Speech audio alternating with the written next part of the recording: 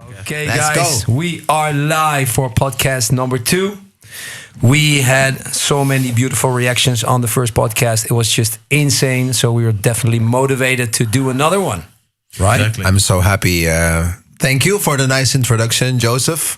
For the ones that are watching for the very first time, on my right hand, Joseph Klibansky. On my left hand, Rico Verhoeven. Your beautiful assistants. And I know I look a little bit different, guys, but I had a challenge and I lost it and I had to shave my hair. So, Bro, yeah, you look like Tiger King. that's better than Kippy.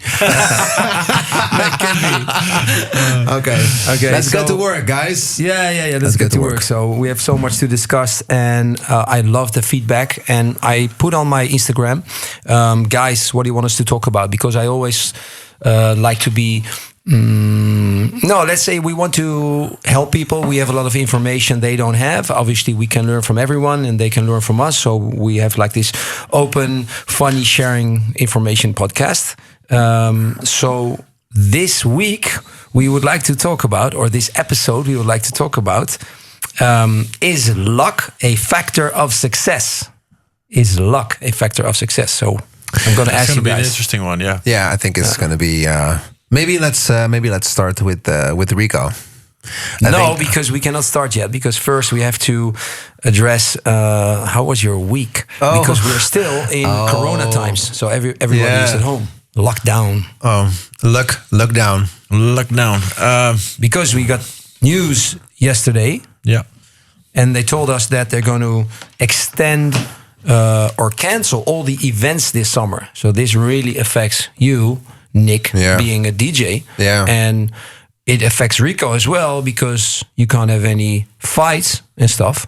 No, and I'm also kind of done to be his fighting partner at the moment because I've been Abused a bont lot. en blauw, and at the moment I'm kind of done with being in that person. No, I'm joking.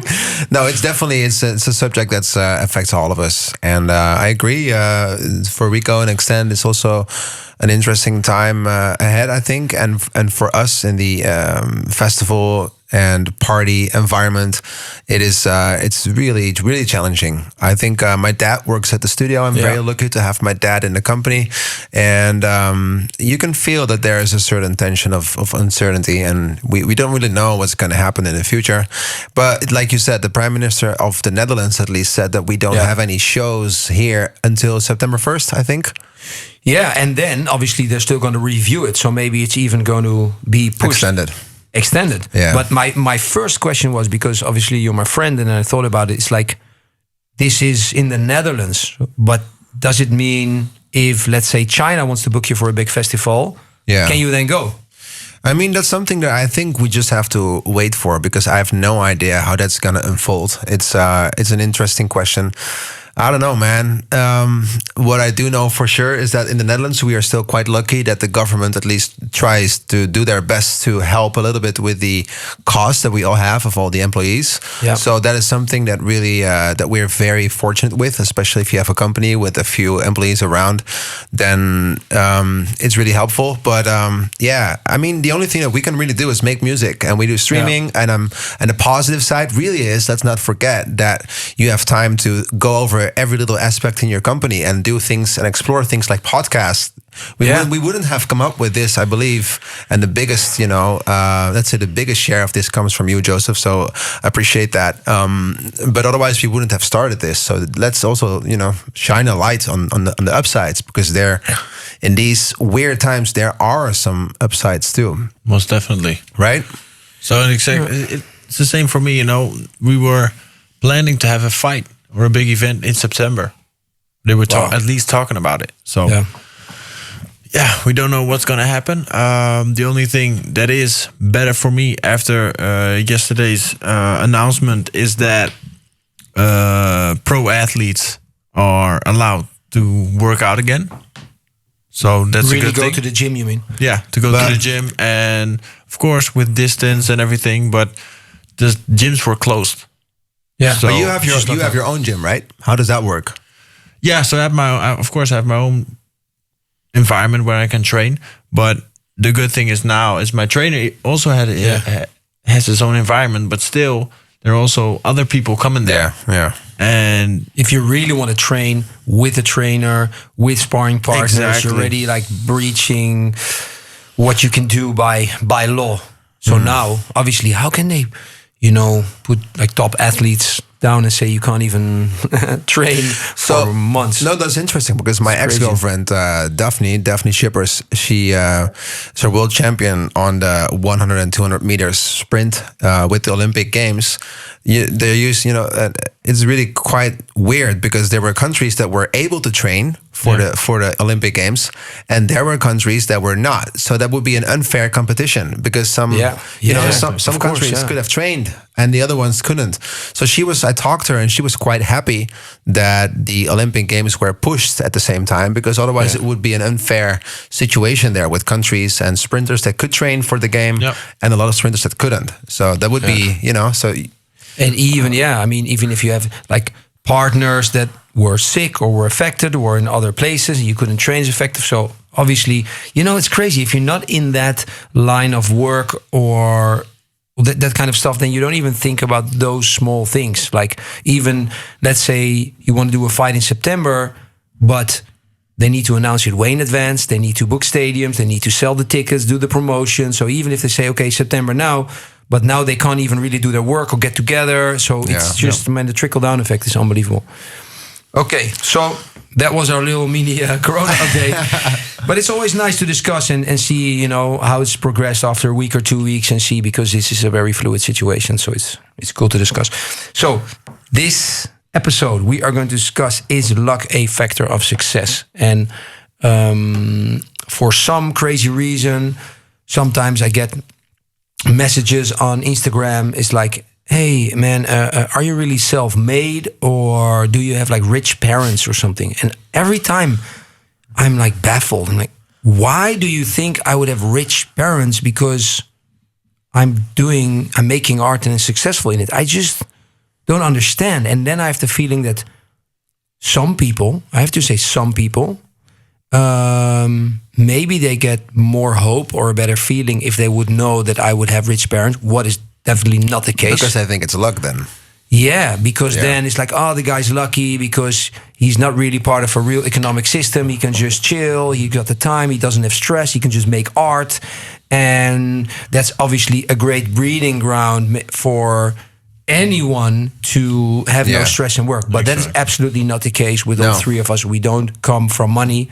We did it ourselves, and we had help from some people, and that's what we're going to discuss now.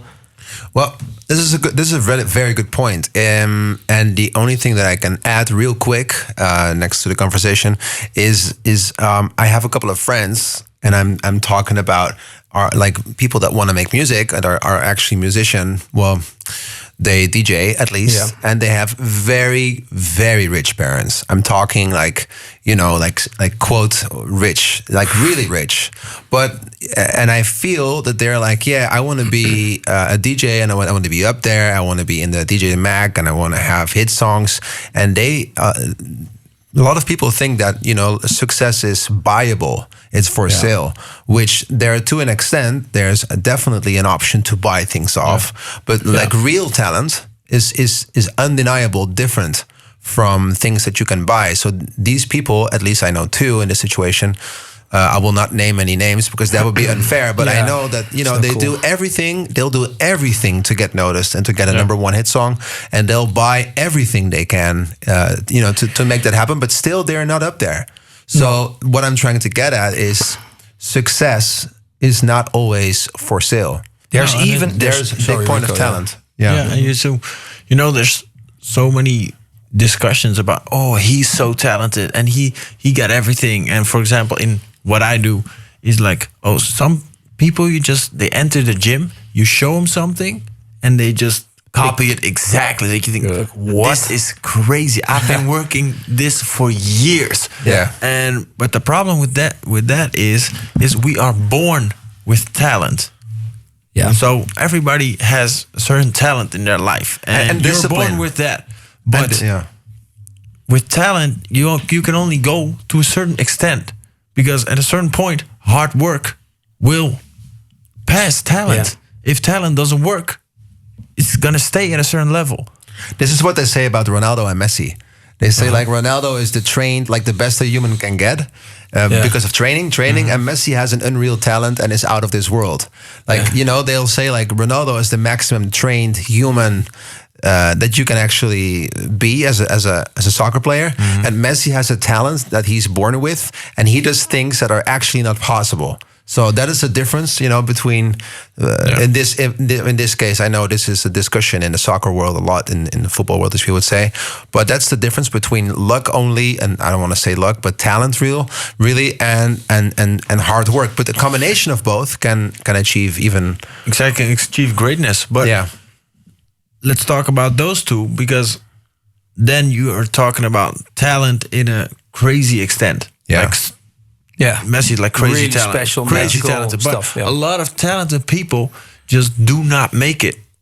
They just do not make it because they don't work enough. Because they get lazy. They're so talented, and they're lazy, and their ease gets them lazy.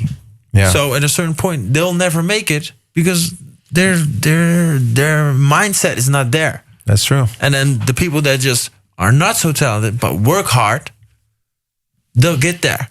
Sooner or later. Well, I mean, you got to be honest. Like Ronaldo has talent like no one else too. But it's I agree on you. There's also people that have a lot of talent that are just a little lazy or not as focused or not as disciplined.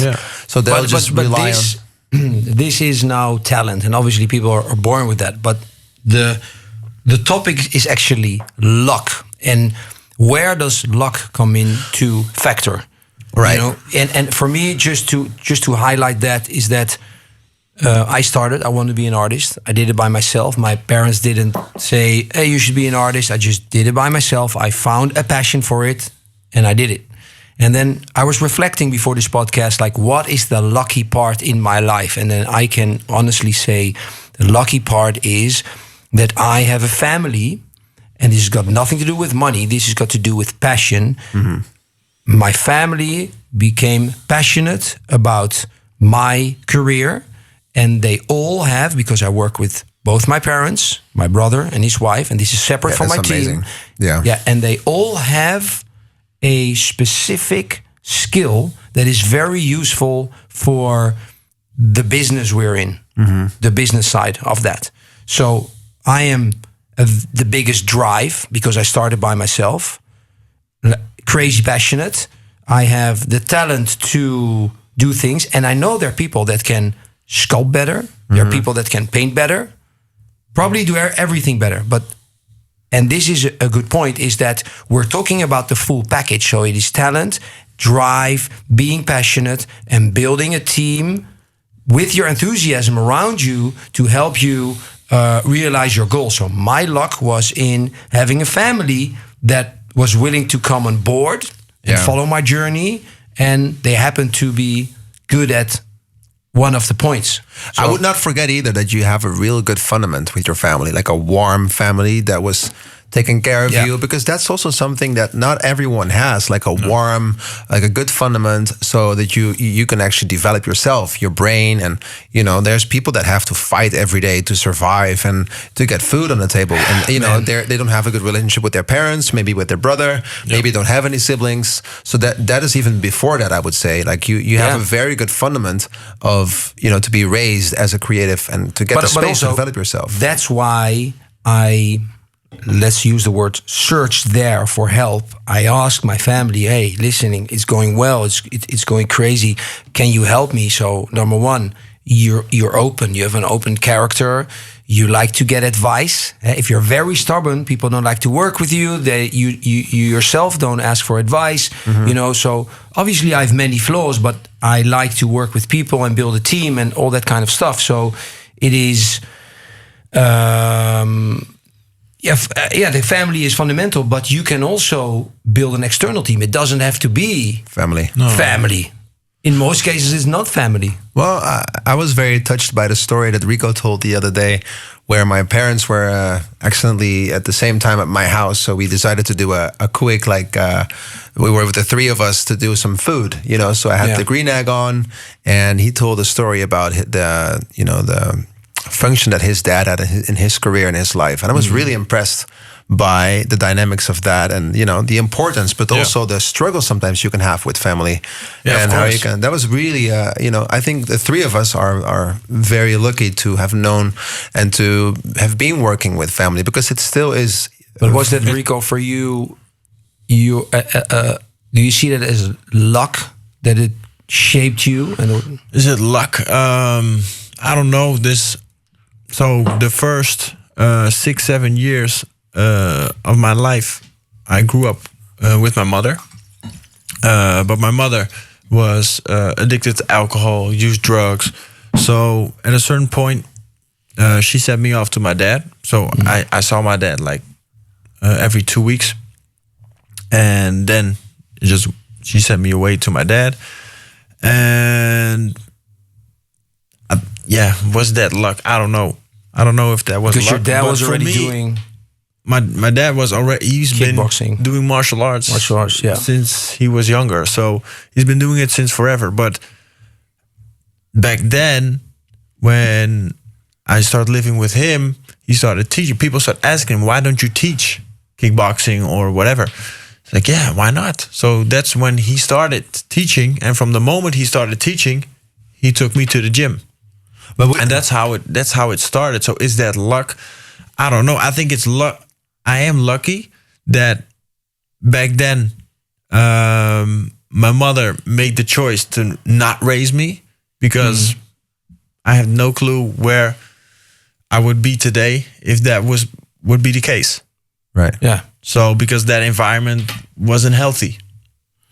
So but if you then look at other points of your career, because it happened like it happened, and you ended up with your dad, and he was in martial arts, and that's where you maybe got part of your discipline, got part of your passion for the sport.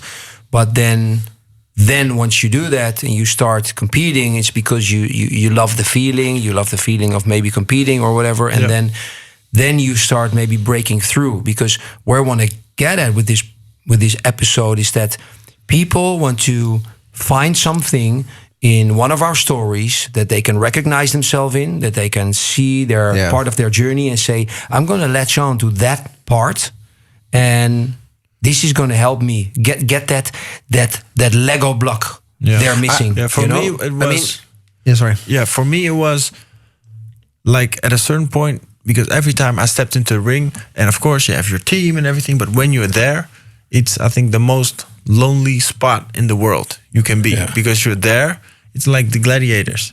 Just survival of the fittest. Is it enjoyable, actually? Yeah, I enjoy it. But to be really honest, I had a dream to become kickboxing world champion. But I think like the first 20 to 30 fights, I was so nervous every time. I couldn't enjoy it. Yeah. And because people told me already, oh, he's upcoming talent. He's going to be the future champion. Stressful, and pressure. That puts so much stress on me that at a certain point, I was like, this is too much. And because of the stress, I wasn't performing the way I needed to perform. Yeah. So there were even fights for you. You told me when we were watching fights the other day that there were fights that you were like, oh man, I just hope that this game and this match is over soon, because you weren't really enjoying it. You're like, you want to get it behind you. Exactly. Come on. And it's always, everybody has an opinion. Yeah. Everybody has an opinion, and at a certain point, it's gonna lean on you, and it's not gonna be fun. And because people's opinion, from my opinion, everybody in life is looking for some kind of recognition of like, hey, I like your art. The first time you painted something and somebody said, I like that. That's nice. That's a great feeling. It's a great feeling. Same thing with you. It's a rush. The same thing with you, with your music. The first time you made your first song or your first melody or whatever, your first beat, and somebody's like, hey, that's dope. Yeah. You're like, oh shit. So everybody's looking for that recognition. And when everybody has an opinion, that's tough sometimes. But for me, at a certain point, I just blocked it. And I just said, look myself in the mirror like, why am I stepping in the ring? Yeah. And looking at myself and literally asking myself that question. I'm like, am I doing this for my dad? Am I doing this for whoever? So no, I'm doing this because I like to do it.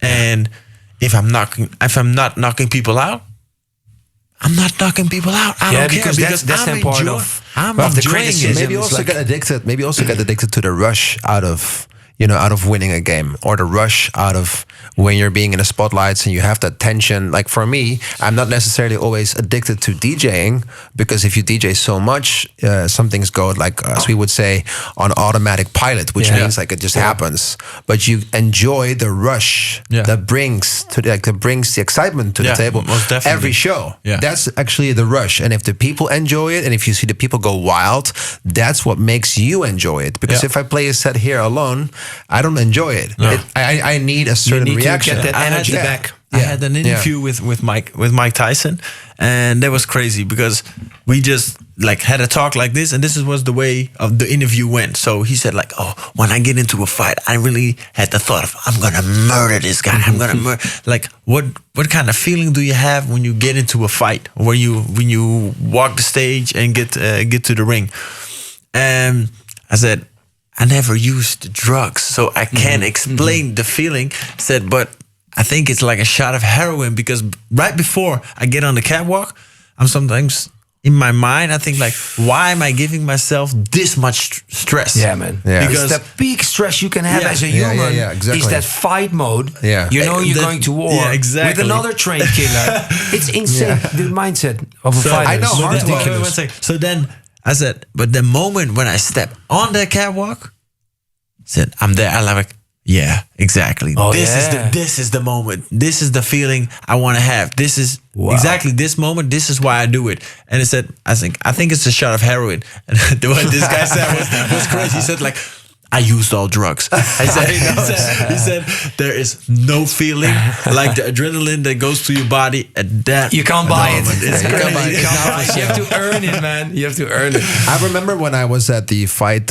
with you and with Butter, the last one, and I sat next to one of my colleagues, actually, Hardwell. He was sitting next to me, and we were having this conversation. I remember he said, I don't understand. How can you be in a mind state where you're willing to get so many punches in your face? Like, of course, you can give people punches, and you can hit someone really hard, but you always gonna know that you're gonna get punches too. Yeah. So how can you get yourself and push yourself so far that you're willing to? Maybe it doesn't hurt as much as we think it does, because you got adrenaline. I don't know. Maybe it hurts. Believe me. Yeah, you've not tried it. Even with You've all not the tried it. adrenaline. You've not tried it. Let's go outside. Let's get this done. Let's get this podcast.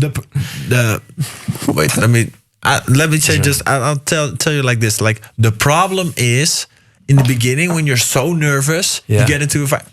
You like almost don't feel anything. Yeah. You're such in a rush and like adrenaline and everything. But the more experienced you get, the more you feel. The more you feel, because the more relaxed you get in that moment when you're under so much pressure. So now I literally feel everything, but because you're so chill. Yeah, but I think, like what they say, pain is an emotion, and emotions you can cope with, but you need to be trained with that. Yeah. So like people say like, oh, you get kicked to the leg. Yeah.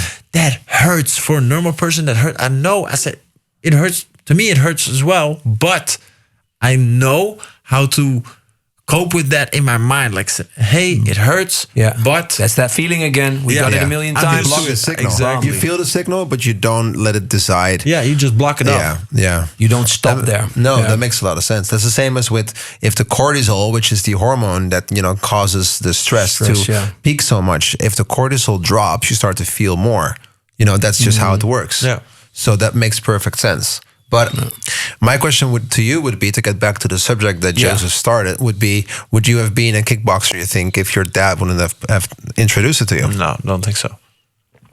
But then the question is, obviously, yes, that's the path of your life and how it goes, and in that way, everyone has a story. Some people have terrible stories; they're grown up in in a lot of poverty, but also people in poverty. And obviously, I don't want to downplay it in any way, but some people can be became very successful from poverty, from that situation, you know? So it is about mindset. And when I think about my journey, one thing that was consistent in my life and in my journey up till now was my positive attitude.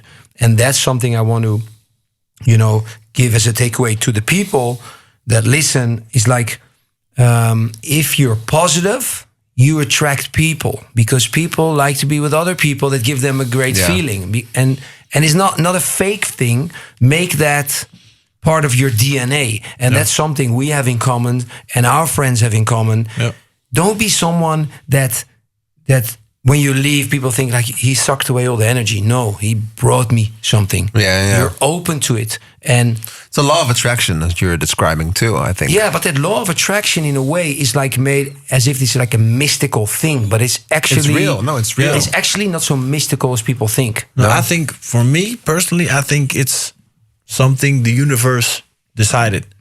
Because when you're in a negative flow, I don't know why, but negative things happen. It's like, for example, you always hear people say when something breaks down in your house, everything breaks down. Like Murphy's Law. Like 2-3 things back to back. But it's the same with positive. If you're positive, like always, the positivity just comes your way. And you used the exact right word right there, and that was consistency. Yeah. And that's what I think that's for me the most important, being positive and working hard. Not just think like, oh, today is a Tuesday, I'm gonna work hard on a Tuesday. Every Tuesday I'm gonna work hard. No, you need to work hard every day. Consistent. So the consistency for a longer period of time is so important. But I would like to add something, because I have spoken about this with quite many people, and when I hear you say it, because also in other interviews and stuff you do, you're like, you know, let's go. And for people, even that powerful, let's go, for them, it's like, man, they look up to it like a mountain. But if we break it down, understand that all the successful people in the world, and we have bad days. And then you can have a shitty damn day. You know what you can do? You don't have to, Mr. Positive all the time. You know, today's a shitty day. I'm going to chill. I'm going to let it be. I'm going to play a video game. I'm going to watch a movie, have a nice meal, go to bed, reset tomorrow. But if you play a game, don't play Call of Duty, because then your game will be shitty too.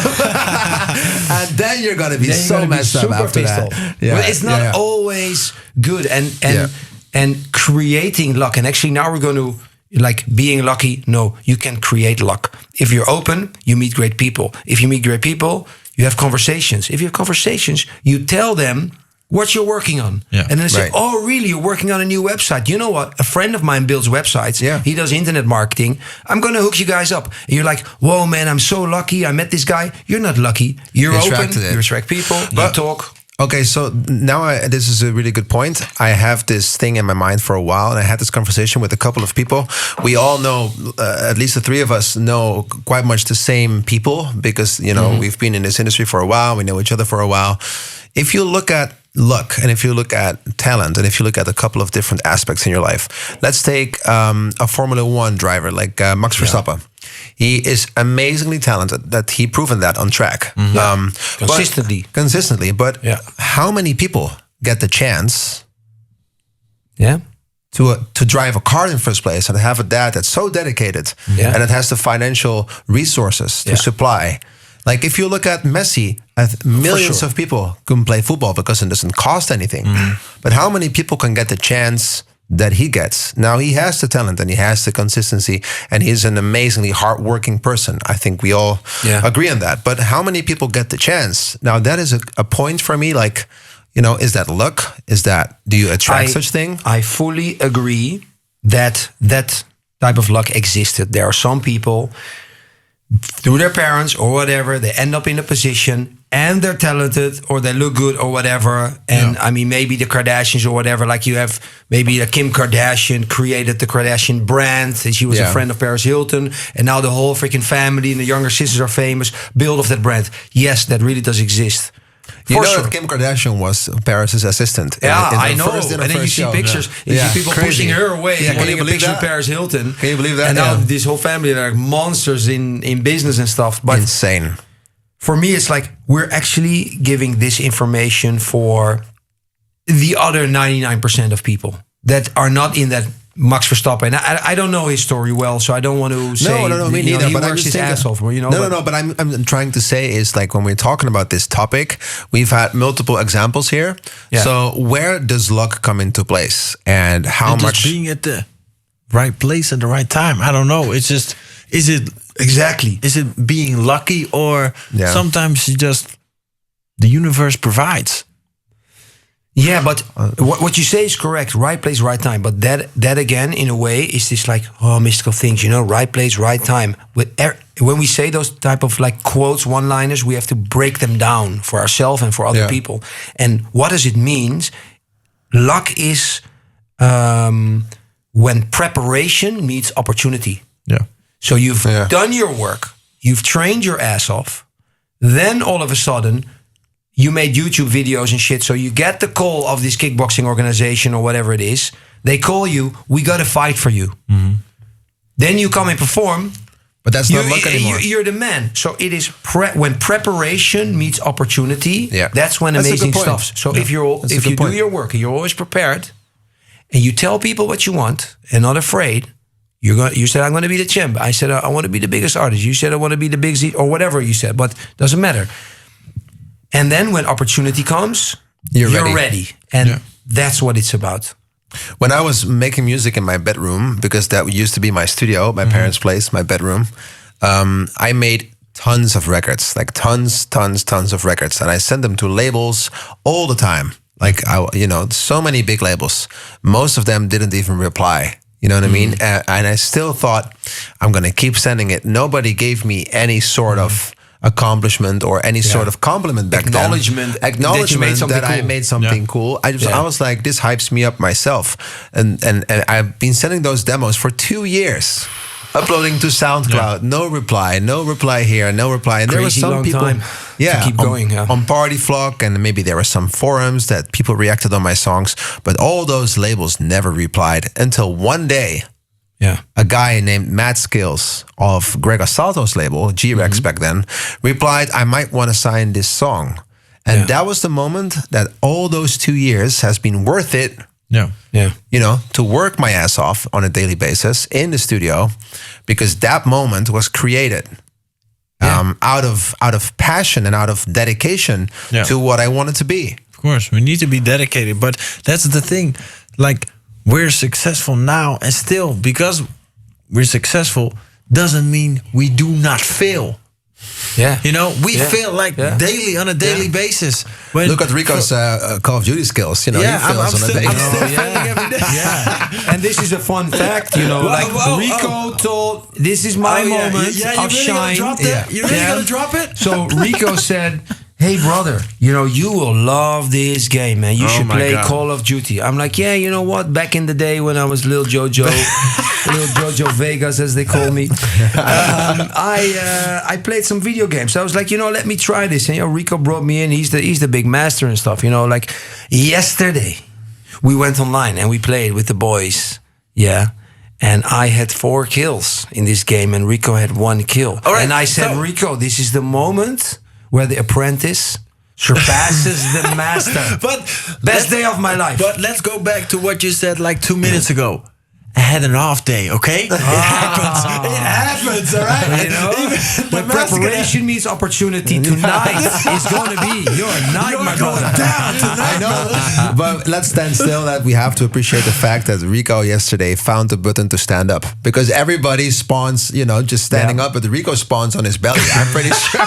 This guy's laying down, shooting on the ground. He spawns like he was lying down. Like he already lies down and spawning. You just got, the thing is, in life, in certain positions, you gotta know your role. And my role in Call of Duty is on his belly. Is playing the bait. I'm the bait. Yeah, I'm the bait or I'm the camper. It's either one of the two. I'm not the one that moves in forward and shoots everybody. That's not me. I don't know about that. We got a liar in our That was actually the first moment. That was the first moment we got second with Warzone because Rico was sprinting to the circle already while we were waiting and helping each other out. So that's not completely true, Rico, because you just ran out there alone. That you have to explain. But like I said, I'm the bait. I'm the bait. I'm the bait. So I jump in. Everybody sees. Oh, everybody's shooting at me, and then you guys can shoot the bad guys. So that's my part. Let's not forget that while the tornado is coming, everyone is shooting like crazy. Klibansky is just loading a house. He's like, is this a good pipa? Is this a good pipa? Can you look at my gun, please? Can you look at my gun? Is this a good one? Or is that a good one? I'm going for an entirely different trophy, getting like the shit talking of the year trophy. Okay, guys. So I don't know. Like we don't want to. We listen to the people that listen to our podcast, and some said like, don't make it too long. It's like an hour because we can talk forever. Yeah. So we can obviously there are some topics, and we would love for you to send us some ideas. Some ideas. Like I had one like, how did you start? Because obviously, you know, we have so many stories, it's unbelievable. And that is obviously a question that you should ask to all three again. You can learn that, but we would like to know what you want to know. We've got a lot to do. And it was funny that last week, because we started the podcast as an idea, like let's see if people like it, let's see if people, you know, enjoy the things that we do, and it started to become a little bit more serious. Now the other day, last week, we've been to a motorcycle dealer, and those people started asking questions like, hey, we saw the podcast, and I said, the guy is coming in a few seconds, so you know that was you, like because Rico wasn't able to come that day, but the three of us want to go out once in a while and drive motorcycle on a safe distance, because that's the only real I like how you say that vehicle where you can stay safely within 1.5 meters. But so that was funny, like to see how broad the audience is that the podcast is reaching, and 22 countries. 22 countries. So, and also, guys, I know our English. It's not our like downright shitty. Yeah. It's not the best. It's okay. It's decent. But so that's why we're not just doing it in Dutch, because a lot of our fan base, of course, we live in the Netherlands, and everybody knows us. And our fan base is very strong here, and everybody's like, hey, especially here, why don't you do it in Dutch? But like we got fans all over the world. So Rico has a lot of fameship here in the Netherlands. Oh yeah, but it is true. We want everybody to have the opportunity to enjoy it. You know, so I think that's good. And if you found this podcast too short, let us know. We can extend it with another 3 hours next time. Is that a problem? Our podcast continues after recording. That's just how it usually goes.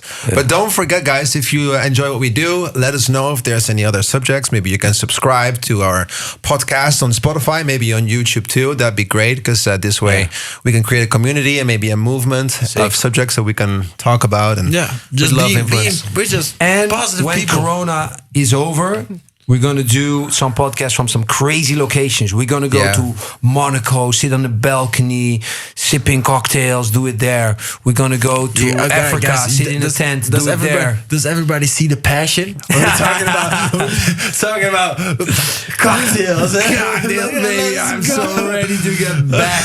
Maybe in Jojo Vegas. Jojo Vegas is back. Jojo Vegas Love you guys. Back. Thanks, everyone. That'd be good. Bye-bye. Thanks, guys. Peace out. Ciao.